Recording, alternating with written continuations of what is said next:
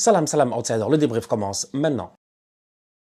L'Angleterre se qualifie pour les demi-finales de la Coupe du Monde en battant aujourd'hui la Norvège 2-1 dans un match quand même relativement compliqué vu que le match est allé jusqu'en prolongation. Je vais pas vous mentir, franchement, ça a été un très bon match de football. Cependant, ce match a eu des moments bas, des moments faibles, des moments où l'intensité un tout petit peu, tu avais l'impression que sur le terrain, c'était un round d'observation. Et c'est comme ça que ce match, il a commencé. Les Anglais sont sous pression. It's coming home. Ça fait combien de temps qu'ils sont en train de le chanter? Ils ont eu l'opportunité d'aller en demi-finale en 2018 et de perdre face à la Croatie en Russie. On s'en rappelle, nous tous. Les Croates par la suite ont été tapés comme du n'importe quoi par la finale en France 4-1 avec un Mbappé sensationnel, des Pogba, des Griezmann, machin, tout cela. Donc du coup, les Anglais, quand même franchement, depuis 1966, depuis la Coupe du Monde qu'ils ont organisée chez eux, ils attendent encore une fois de soulever cette Coupe du Monde. Ils ont espoir. Pourquoi? Parce que quand même l'Angleterre, qu'on le veuille ou non, ça reste quand même le championnat peut-être le plus populaire.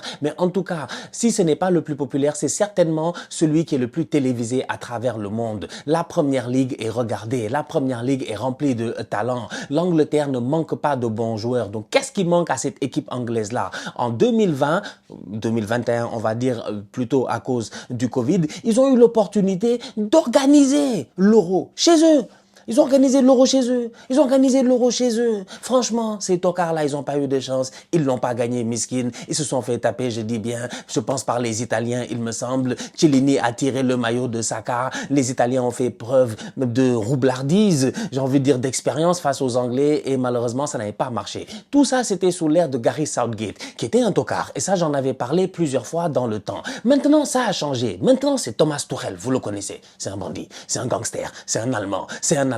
Dans sa tête, tout est très très clair. Donc du coup, quand il fait sa liste des 26 joueurs anglais qui vont représenter l'équipe nationale d'Angleterre, les Three Lions à la Coupe du Monde 2026, et qu'il décide de ne pas amener Phil Foden, Cole Palmer et d'autres joueurs, à un moment donné, il prend ses responsabilités. Il sait que ce qu'il veut, c'est une équipe soudée. Il sait que ce qu'il veut peut-être, c'est des joueurs qui ne vont pas trop faire peut-être les stars. Il y en a, ils vont pas se fâcher, il y aura pas de frustration. C'est-à-dire, il veut, je dis bien, cette osmose-là. Et c'est ça qui, jusqu'à présent, est en train de porter l'Angleterre dans cette compétition. Parce que je vais pas vous mentir sincèrement, ils ont tapé les Norvégiens aujourd'hui 2-1, mais c'est pas comme si l'Angleterre, c'est une équipe qui est incroyable, flamboyante et tout. L'Angleterre, dans cette compétition, c'est pas...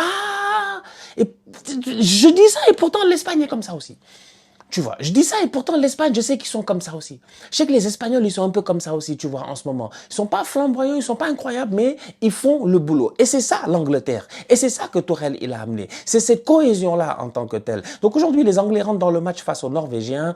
Peut-être qu'il y a la pression de devoir d'espérer arriver en demi-finale, l'événement et puis tout. Les Norvégiens, ils ont rien à perdre. C'est tout bonus pour eux, franchement, en ce moment. Ils sont en train de vivre leur meilleure compétition ever, là, les Norvégiens. Ils sont qualifiés pour la première fois depuis je ne sais pas combien de temps. Haaland n'était même pas encore né. Haaland est en train de faire une compétition magnifique. Les Norvégiens sont en train de vivre leur best life. Pour eux, franchement, ce match face à l'Angleterre, c'est du bonus. S'ils réussissent à passer et à aller en demi-finale, c'est un exploit, c'est du bonus. Donc la pression est vraiment sur les Anglais et dès le début de la rencontre, ça s'est vu.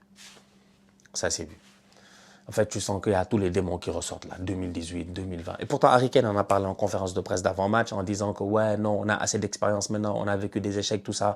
Mais tu sentais la pression. Et ça s'est vu. Les Anglais sont timorés, les Anglais sont timides. Il a fallu attendre la 29e minute pour avoir la première frappe de l'Angleterre, la première frappe de ce match-là, le premier tir de ce match-là. Et c'est un coup franc de Harry Kane qui ressemble plus à je sais pas moi, un truc de rugby là. Il a mis le ballon en l'air. Il a cru qu'il était à Twickenham. Je sais pas comment ils appellent ça. C'est du n'importe quoi, sincèrement. C'est-à-dire que tu regardes ce match-là, tu te dis, ouais, c'est Norvège-Angleterre. Je m'attendais à un match de fou. Sur le terrain, j'ai Erling Haaland, machin, mais c'est pas ce qui se passe. C'est pas ça qui se passe. Et tu comprends pas. Et j'essaie là, à ce moment-là, de scénariser un peu en me disant, bon, qu'est-ce qui se passe? Je sais que les Anglais sont sous pression. Mais les Norvégiens, pourquoi ils sortent pas? Mais les Norvégiens ne prennent pas beaucoup de risques aussi. Ils pressent pas beaucoup les Anglais. Ils laissent la possibilité aux Anglais de créer le jeu. Ils laissent la possibilité, mais au-delà de cela, même en laissant la possibilité, tu leur poses un problème aux Anglais. Parce que ce qu'on peut appeler une possibilité peut aussi être un piège. Donc du coup, les Anglais ont le ballon, les Anglais essaient de trouver des solutions, mais les Anglais ne trouvent pas trop de solutions parce que le bloc norvégien défensivement, il est quand même bon. En plus de ça, Nyland fait les arrêts quand il faut. Il fait même pas d'arrêt parce que comme je vous dis, en 29 minutes, il n'y a pas de tir. Donc du coup, il n'y a rien qui se passe. En fait, il n'y a rien qui se passe pendant 29 minutes. Je ne vais pas vous mentir. On va à la pause fraîcheur, là, quand tu vas à la pause fraîcheur, il n'y a rien qui se passe. Il n'y a absolument rien. Et tu te dis, mais attends, à un moment donné, les Anglais, ils vont commencer à payer cela parce qu'ils n'arrivent pas à contrôler le match réellement. Et c'est là où les Norvégiens, ça peut leur faire du bien parce que sur un malentendu, deux malentendus, un petit contre et tout, il peut y avoir danger. Et effectivement, les Norvégiens enchaînent, je dis bien, 2 ou 3 ou 4 occasions rapidement dangereuses et ils marqueront un but dans ce temps fort-là à la 36e minute, 1-0 pour la Norvège. La Norvège peut avoir un seul regret dans ce match-là. Peut-être, sincèrement, je ne sais pas, c'est d'avoir forcé au courant de la compétition de mettre Sorloth sur le côté en tant qu'ailier. Sorloth, il fait 4 mètres de haut. Sorloth, franchement, je vais pas vous mentir, Sorloth devait jouer au basketball. Sorloth, aujourd'hui, c'est un joueur de football, il n'y a pas de souci. Il y a des joueurs, ils sont grands. Sauf que quand ils sont grands comme ça et quand ils sont peu mobiles comme ça, ils sont d'habitude en pointe, en attaque. Aujourd'hui, le mettre sur le côté, c'est vraiment un problème. C'est un maillon faible. Il y a des actions aujourd'hui où Sorloth ne se gère pas. Haaland est parti. Haaland est dans la profondeur. Haaland est comme, s'il te plaît, frérot, donne-moi le ballon pour que je boule le ballon sur Pickford. Sorloth. Si le ballon est sur Odegaard, la balle arrive sur Haaland, il y a peut-être 1-0 pour la Norvège. Le ballon est dans les pieds de Sorloth, la passe, elle est ratée. C'est un 2 contre 1, je dis bien. C'est un 2 contre 1. C'est Haaland de Sorloth et un seul joueur anglais. Sorloth, s'il te plaît, fais la passe à Haaland. Il garde le ballon jusqu'à ce que toute l'Angleterre soit de retour pour venir rentrer, frapper. Le ballon, il sera par la suite contré. Donc, du coup, tu as une équipe norvégienne qui ne fait pas un match incroyable. Ils sont tranquilles, ils sont sereins. Tu vois pas beaucoup Haaland. Je pense qu'Haaland a touché un ballon en 20 minutes. Je pense sincèrement, je vais pas vous mentir. Moi, ça a tué un ballon en 20 minutes. Ils sont là. Il fait chaud aussi, il faut pas oublier. Il fait très chaud. Il fait très chaud et je vais en parler tout à l'heure parce que ça a eu un impact par la suite dans le match. Il fait très très chaud. T'as un Haaland qui touche un ballon en 20 minutes. T'as des Norvégiens, ils sont là tranquilles et tout. Mais quand ils réussissent à sortir, automatiquement, ils peuvent, je dis bien, surprendre cette équipe anglaise-là. Et donc, du coup, c'est comme ça qu'ils sortent. Sorloth rate une occasion. Il rate une deuxième occasion de rejoindre Haaland. Mais à un moment donné, c'est Sheldrup. C'est Sheldrup, ce petit bandit du Benfica qu'on a eu l'occasion de voir cette saison en Ligue des Champions avec José Mourinho, qui était rentré à un moment donné et qui nous avait tous bluffé avec un doublé en Ligue des Champions. C'est lui qui rentre aujourd'hui. Je pense qu'il tente un centre, mais le centre est comme une frappe et derrière, ça tombe Pickford. Je ne sais même pas s'il est trompé réellement parce que si tu regardes le ralenti, Pickford ne se gère pas. Pickford doit faire une parade. Mais je pense que Pickford pense que le ballon va sortir et donc on dirait il relâche sa main un tout petit peu, il redescend sa main et le ballon tape le poteau. Il est trompé par l'angle. Poteau rentrant, 36e minute, presque à l'heure de jeu, un peu plus, 1-0 pour la Norvège. À ce moment-là, c'est un peu contre le cours du jeu si tu regardes bien, sauf que les Norvégiens, préalablement, ils ont quand même réussi à travers, je dis bien, une bonne assise défensive à sortir et à se créer quand même ce qu'on peut appeler des semblants d'occasion ou des semblants de possibilités d'occasion. Et comme je dis, s'il y avait un meilleur joueur que Sorloth à l'avant-dernière passe, peut-être que ces ballons-là seraient arrivés sur Haaland. Donc, du coup, tu regardes ce match-là et tu te dis, OK, c'est 1-0 pour la Norvège. Si la Norvège va à la mi-temps 1-0, les Anglais, ils doutent big time. Je ne vais pas vous mentir. Là, à ce moment-là, il y a tous les démons qui ressortent, oui. Et là, peut-être que ça commence à se demander, est-ce que cette équipe d'Angleterre-là ne manque pas de peps réellement? Parce qu'en première mi-temps, je ne vais pas vous mentir, Harry Kane, il est invisible, c'est compliqué avant ce but norvégien-là. Madueke, c'est compliqué, beaucoup de contrôles ratés et puis tout. Gordon, c'est le seul qui se débrouille un tout petit peu, mais même lui, encore une fois, de temps en temps, il rate des choses aussi simples qu'il devrait réussir normalement. C'est compliqué. Donc, je te dis, l'ossature offensive de l'Angleterre a des problèmes. Sur le banc, tu as quelques options. Qu'est-ce qui va se passer? La chance qu'ils ont réellement dans cette équipe anglaise-là, et là je vais en parler, c'est qu'ils ont un joueur exceptionnel. Et ça, c'est qui? C'est Jude Bellingham. Franchement, il est sensationnel. Dans cette compétition-là, s'il y a des boys qui sont des revenants, c'est bien des Bellingham, des Mbappé et tout. Pourquoi je dis des revenants? Parce que c'est des mecs qui, normalement, étaient placardisés, entre guillemets, par les supporters. En mode genre, ouais, vous êtes forts, mais vous allez être sur le banc à la Coupe du Monde parce que vous n'arrangez pas le collectif. Et pourtant, aujourd'hui, s'il y en a qui sont en train de porter leur équipe, c'est bien Jude Bellingham avec l'Angleterre, en même temps que Harry Kane et puis voilà. Mais Kylian Mbappé aussi avec l'équipe de France avec 8 buts. Donc du coup, Bellingham prend le match en main et c'est Bellingham qui se gère franchement. C'est Bellingham qui se trouve dans un demi-espace. C'est Bellingham qui réussit à partir de loin. Il est vraiment box-to-box. Il est vraiment dans cette position techniquement où l'Angleterre joue en 4-2-3-1 ou en 4-4-2. Tu peux l'appeler comme tu veux. Mais Bellingham, il a un rôle d'électron libre, vraiment électron libre en fait. Il fait ce qu'il veut, il va où il veut. Et donc du coup, Bellingham se retrouve dans une position en fait dans un demi-espace où il y a assez d'espace passe en fait entre lui et les Norvégiens. Et les Norvégiens ne le piquent pas, ils ne le voient pas, je ne sais pas, ils ne le prennent pas. La passe de Gordon est magnifique. Le contrôle de Bellingham est sensationnel. Il a le temps maintenant, puisqu'il y a une distance entre lui et les Norvégiens, à genre l'entrée de la surface de réparation pour pouvoir rentrer, pénétrer dans cette surface-là. Quand il rentre dans la surface de réparation avec la langue sortie, tu sens que le boy, il sait qu'il va marquer. Effectivement, frappe pied gauche, il claque son but. Il n'y a aucun problème. Ça fait 1-1 juste avant la mi-temps. L'entraîneur norvégien, je pense qu'il a une bouteille d'eau, il la jette carrément, tu sens qu'il est frustré. Il y a de quoi. Parce que la Norvège ne fait pas un match incroyable, l'Angleterre ne fait pas un match incroyable, mais la Norvège a la chance de mener 1-0. La Norvège devait tenir ce score-là jusqu'à la mi-temps. Ils ont choke. Les Anglais réussissent à revenir. Les 2 minutes qui ont suivi avant la mi-temps, franchement, superbe temps fort de l'Angleterre. Tac, tac, tac, tac, tac. On revient en deuxième mi-temps. Tourelle fait des changements. Qu'est-ce qui se passe? Il est obligé de faire des changements. Il fait des changements. Et il fait des changements assez spéciaux. Declan Rice sort. Tu as un double pivot anglais, Rice-Anderson, qui est très bon. Elliot Anderson qui vient de signer en plus à City pour 100 et quelques millions, 115, je sais pas. Rice, excellent, vous le connaissez. Mais Rice, il sort, pourquoi? Parce qu'il est malade. En fait, Rice, je pense qu'il est malade. Rice, il est malade toute la semaine, il a été malade apparemment. Je sais pas si il avait une gastro, il est grippé, je sais pas, mais en tout cas, il était malade et tout. Donc, je suis même étonné qu'il ait joué ce match-là. Donc, du coup, il commence ce match avec Declan Rice. Il sort Declan Rice. Anderson se retrouve dans ce match-là tout seul au milieu de terrain en deuxième mi-temps, avec les changements qu'il fait, vu qu'il fait rentrer à ce moment-là Eze et Bukayo Saka, donc c'est des changements plutôt offensifs. À partir de ce moment-là, c'est fini en fait. À partir de ce moment-là, il y a un problème. À partir de ce moment-là, il y a un sérieux problème en fait.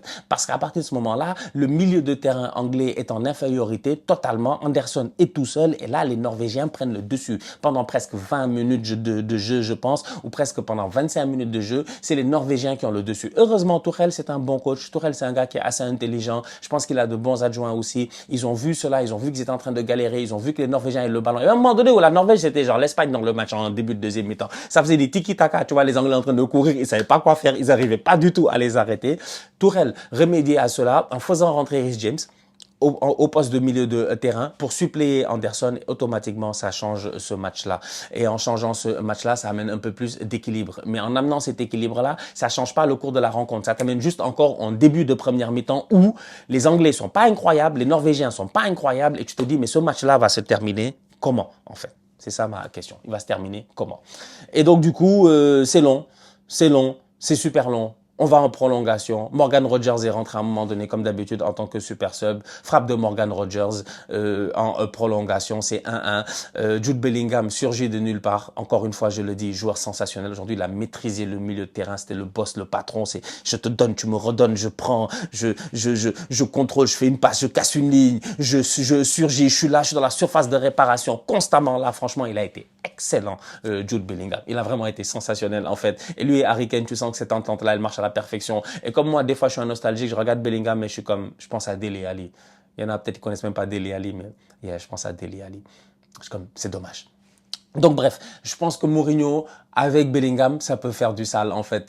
C'est-à-dire au Real Madrid, j'ai vraiment hâte que la saison elle commence. Mais ouais, très très bon match de la part de Bellingham, auteur d'un doublé aujourd'hui, 6 buts dans cette Coupe du Monde. Il est tout simplement sensationnel. C'est lui qui permet à l'Angleterre avec ce doublé-là d'aller en demi-finale de la Coupe du Monde. Et comme je dis encore, c'est un Bellingham qui était décrié avant le Mondial, mais qui là franchement a fait taire tous ses détracteurs. Il a été incroyable aujourd'hui.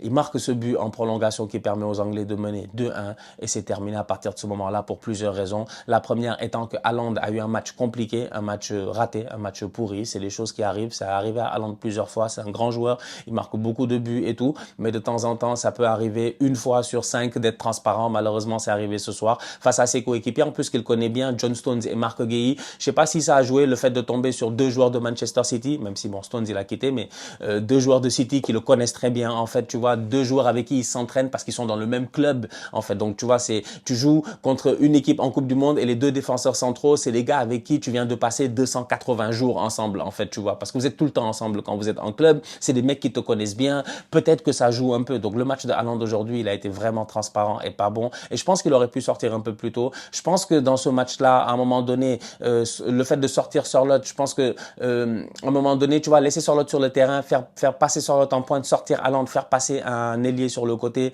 ça aurait marché. Je pense que faire entrer Strand Larsson un peu plus tôt pour qu'il prenne le pouls du match un tout petit peu au lieu d'attendre les prolongations aussi, la deuxième partie des prolongations, ça aurait marché. Haaland est sorti juste trop tard en fait, tu vois. C'est la star de l'équipe, c'est le grand joueur, mais je pense qu'il aurait dû sortir beaucoup plus tôt parce qu'aujourd'hui, franchement, il n'a pas été bon. Et ça se voyait que la chaleur, comme je disais tout à l'heure, l'humidité les a fatigués à Miami. Ils étaient en train de...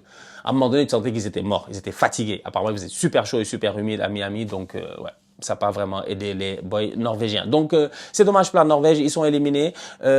Parenthèse arbitrage dans ce match-là quand même. Clément Turpin au sifflet, vous le connaissez bien, le français. Parenthèse arbitrage, il y a quelques petits faits. J'essaie de me remettre un peu les idées en place. Peut-être pas dans l'ordre en tant que tel, mais on peut en parler. Le but norvégien, il y a un but norvégien 2-1 qui est refusé pour une poussette de Haaland sur Anderson. J'estime en fait que les deux joueurs jouent. En fait, moi je prends ça comme Achraf Hakimi et puis comment il s'appelle? Mon Dieu, pourquoi j'ai un trou de mémoire? Le frérot sénégalais mon Dieu, j'ai un trou de mémoire. Finale de Cannes, bref, je prends ça en fait de la même manière en fait, tu vois. Je prends ça de la même manière, tu vois. Je prends ça de la même manière en me disant que c'est deux joueurs qui jouent le ballon. Tu sens qu'Henderson, dans tous les cas, il a essayé de le pousser avant, mais Haaland, il bouge pas. Haaland, tu veux le pousser comment? Haaland, tu sais Haaland, comment il est? Haaland, c'est un rocher. Tu veux pas le pousser, donc il a essayé, ça n'a pas marché. Il a reculé. Au moment du départ du ballon, Haaland, lui, il met ses mains, donc vas-y, dégage. Bang, bon, il siffle faute. On peut siffler faute, mais bon, bref, voilà, on peut discuter encore. Sur le but de Bellingham, le premier but qui est très beau, comme j'ai dit, passe dans entre les deux lignes en fait norvégiennes où Bellingham s'engouffre, il a l'espace, il frappe pied gauche. Cependant, sur la construction de l'action, apparemment juste avant, on nous dit que le ballon a touché la spider cam, donc la caméra qui est au-dessus du stade là, celle qui bouge comme ça là. Et donc il y a des câbles là qui sont comme ça. Et si le ballon touche un objet extérieur, en fait, normalement, on doit recommencer le jeu. Donc le but aurait dû être annulé. Maintenant, à savoir si le ballon a vraiment touché ou pas, moi j'ai vu une image, ça n'a pas l'air très clair, mais d'après les images en fait de la télé américaine, ils disent que le ballon a touché. Donc ça aussi, c'est une petite truc à se dire pourquoi la VAR n'est pas allée vérifier. Et il me semble qu'il y a un troisième truc encore au niveau de l'arbitrage. C'est pas mal de petites choses assez bizarres en fait. C'est des trucs que je comprends pas. Tu vois, par exemple, à un moment donné, il y a une frappe de Bob en prolongation, une demi-volée là, il est à 10 mètres peut-être début, il doit la claquer, il la frappe, elle est contrée par un joueur anglais. On voit au ralenti qu'elle est contrée et la VAR, ils ont sûrement vu qu'elle est contrée. Il y a corner, mais ils sifflent pas corner. Genre, alors que d'habitude, les corners sont normalement maintenant revus par la VAR, en fait. Alors, s'il y a corner ou pas. Et à ce moment-là, c'est un moment critique du match, tu vois. Donc, il y a plein de petits trucs comme ça, un peu bizarres, genre, qui se sont passés. Genre, et tu siffles faute alors que c'est Pickford et Anderson, ils se rentrent dedans. Genre, les Norvégiens, ils ont raison de se plaindre en mode, genre, mais qu'est-ce qui se passe, mon gars? Genre, nous, on n'a même pas touché le gars, tu vois. Donc, c'est passé quelques petits trucs comme cela, mais sinon, globalement parlant, franchement, je pense que la meilleure équipe a gagné, et ça, c'était l'Angleterre, donc il n'y a pas de souci. Maintenant, Angleterre-Argentine, ça promet. Angleterre... Le lapsus, mon Dieu. Oh, le lapsus. Oh, désolé, les Suisses. Mais c'est parce que... Désolé, les Suisses. En plus, j'ai des potes suisses, wesh. Désolé. Non, les gars, c'est que... Tu sais, je sais. On a besoin de Angleterre. Si c'est Angleterre-Argentine, on va dire. Parce que les Suisses, faut pas les éliminer maintenant. Attention, c'est bandit. Mais si c'est Angleterre-Argentine, franchement, il faut amener le match au Mexique. Il faut amener le match au Mexique. Il faut nous ramener en 1986. Je pense que c'était 86, non, la main de Dieu de Maradona, tout ça. Il faut nous ramener. Est-ce que c'est maintenant, est-ce que c'est Messi qui va payer le karma, genre, 40 ans plus tard? Ça, hein, c'est 40 ans plus tard. Est-ce que Bellingham fait le match de sa vie? Est-ce que les Anglais vont en finale? Je sais pas, franchement. À suivre. En tout cas, pour le moment, cette équipe de Tourelle, elle s'en sort bien. La famille, on se capte très bientôt pour une nouvelle vidéo. D'ici là, on continue à liker, on continue à partager, on s'abonne. On est ensemble, on reste en santé. Toujours le plus important. Tous outsiders.